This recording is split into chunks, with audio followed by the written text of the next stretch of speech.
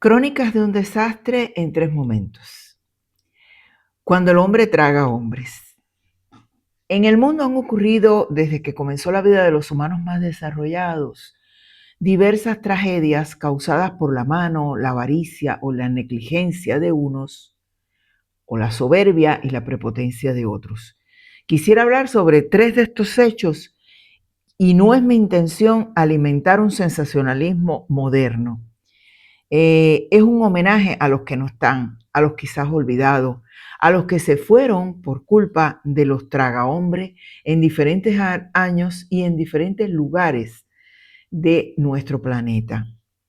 En este caso, comenzaremos las crónicas de un desastre en 3 momentos, que es como se llama este pequeño ensayo narrativo, por Malpasset y su arena de muerte.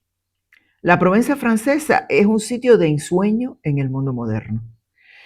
Pero por muchos años, hasta el boom después de la guerra en 1945, era una tierra agrícola de pastores y personas tranquilas y con pescadores, lógicamente, por su parte de mar. Luego comenzó el desarrollo de estas áreas que, sin embargo, ya los romanos conocían bien, y en la región del Var, donde entre lavanda, mieles y romero, o espliego, como le dicen en España, va cayendo la Francia en un Mediterráneo de calas rojizas o rocas oscuras, hermoso, con un azul especial. Hoy es una tierra de turismo y de románticos atardeceres con copas de champaña y música de jazz. En el 1959, esa área tuvo un protagonismo horrendo. Durante los últimos meses de 1959, las lluvias fueron tan fuertes en el intercambio que siempre se produce entre el otoño y el invierno, que afectaron algunas ciudades.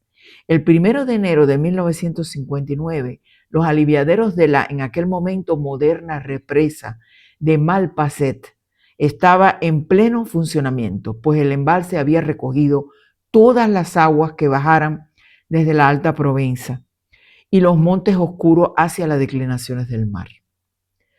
Durante esa tarde, de ese día 1 de diciembre, los niveles llegaron a extremos nunca alcanzados, pero no se tuvo en cuenta esa situación. Nadie pensó que fuera algo de tener bajo observación. Al siguiente día, 2 de diciembre, en horas de la madrugada, cuando la población alrededor de la presa de Malpasset dormía, los aliviaderos comenzaron a dañarse y el nivel del agua casi toca el dique, el borde del dique contenedor del agua.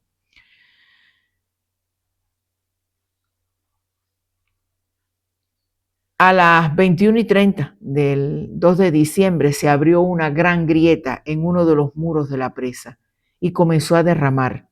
Se derrumbó casi de inmediato todo el dique y el embalse quedó casi vacío de golpe.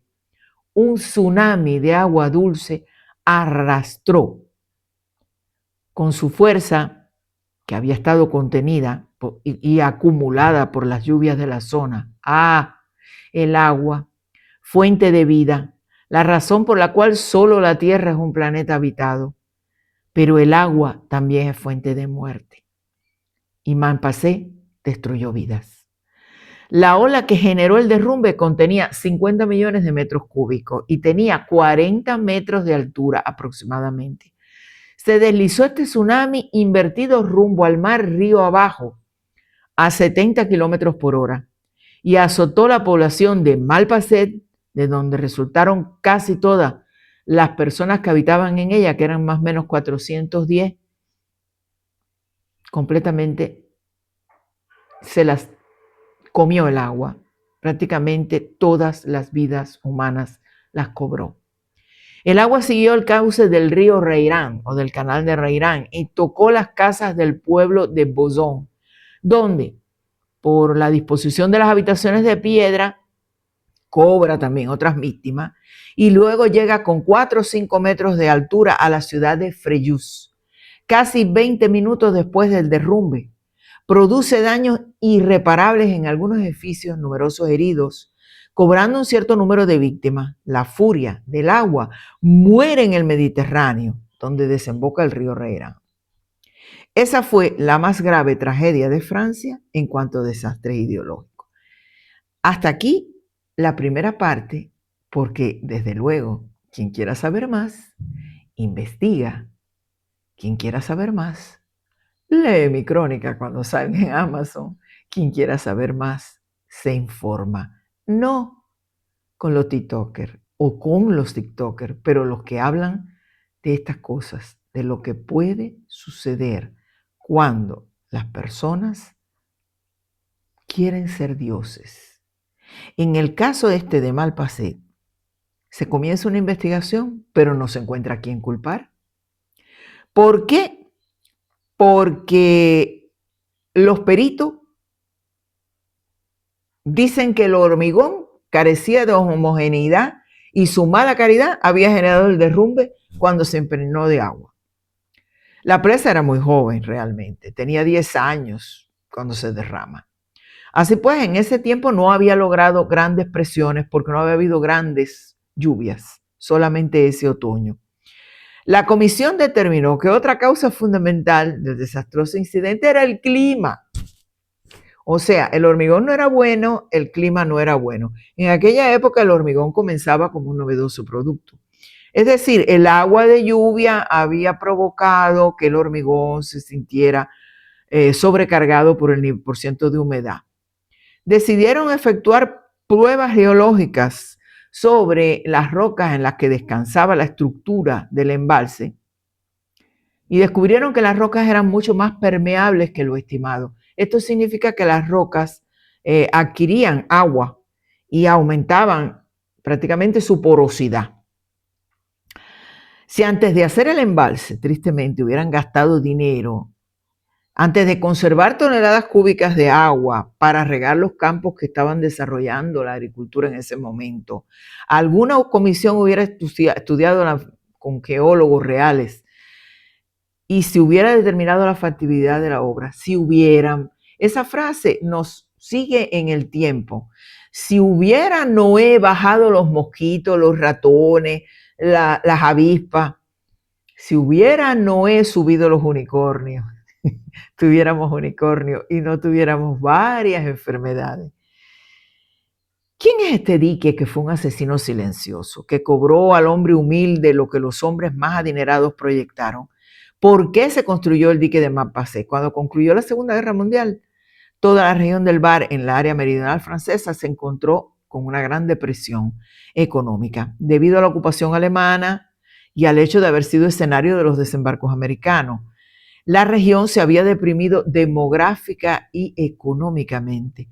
Por esta razón, el gobierno francés tenía la imperiosa necesidad de modernizar un área rural e impulsar su economía para el futuro. No era todavía el periodo de oro del turismo provenzal, que comienza a mediados de los años 50.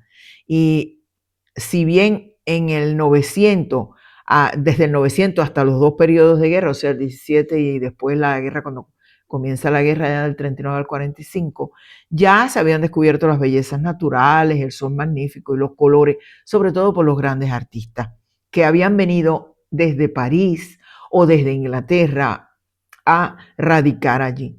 No había comenzado el ímpetu del turismo, pero desde París se hicieron proyectos que tenían como idea el valle del río Reirán, que toma el nombre de este río. Dique eléctrico sobre la pequeña ciudad de Malpasset serviría como una reserva de agua para durante la sequía proceder a irrigar la llanura de Argence. Ahora bien, el proyecto inicial defendía la novedosa idea de una estructura que descargara la presión del agua en las orillas, permitiendo utilizar muros de un espesor en las paredes más sutiles de 6,8 centímetros en la base hasta 1,50 en la cresta del dique. La presa se calculó mediante el método del trial load, como un emparrillado de 5 arcos horizontales y 11 ménsulas verticales. Según los estudios de arquitectos, la reducción del espesor del dique no debía presentar problema, pues sus orillas hacían de canales sólidos para acoger la presión del agua. Lo primero que se descubrió al realizar la investigación posterior a la horrenda tragedia es que los estudios estaban hechos para hacer 200 metros de dique más arriba de la zona en que se había definitivamente construido. Y esta decisión se había tomado para acumular más agua. No realizaron estudios geológicos para la nueva ubicación, sino que trasladaron la construcción hacia esa zona y la terminaron en el 1954. Como parte de la modernización de Francia, en el 1959 se construía la autopista o la autoestrada llamada La Provençal, que como proyecto tenía unir desde los confines de Francia e Italia hasta Tolón y Marsella. La construcción de dicha obra y su imperiosa necesidad de terminación en los tiempos programados intervino como una prioridad malvada. En el momento que, debido a los días de fuerte lluvia, precede la noche del desbordamiento del Malpasé, la parte de la montaña, ¿no?, cercana se había estado dinamitando para eliminar y poder avanzar en la construcción del Gran Camino. En tanto, desde las zonas de montañas sobre Frejus, entre Bagnols-en-Forez y los Adres del Estarel, había comenzado a descender el agua de manera incesante.